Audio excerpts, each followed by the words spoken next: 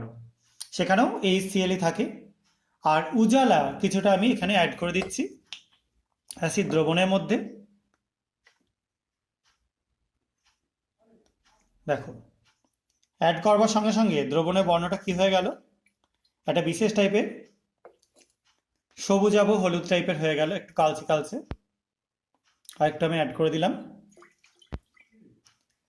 দেখো, দিয়ে এটা আমি এর মধ্যে রেখে দিলাম।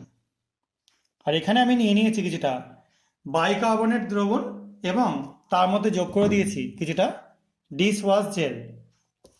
তোমরা যে কোনো টাইপের ডিশ ওয়াশ জেল বা হ্যান্ড ওয়াশ যা কিছু ইউজ করতে পারো, আমি এখানে হ্যান্ড ওয়াশ ইউজ করেছি। যাই হোক, এবার এর মধ্যে আমি ঢেলে দিচ্ছি এই মেটেরিয়ালটা। দেখো কি দুর্দান্ত একটা বাবলসের পুরো লেয়ার উঠতে শুরু করলো, একদম ছিটকে লেয়ারটা উঠতে শুরু করলো এবং চারপাশে দারুণ সুন্দর একটা কালারেশন তৈরি হচ্ছে।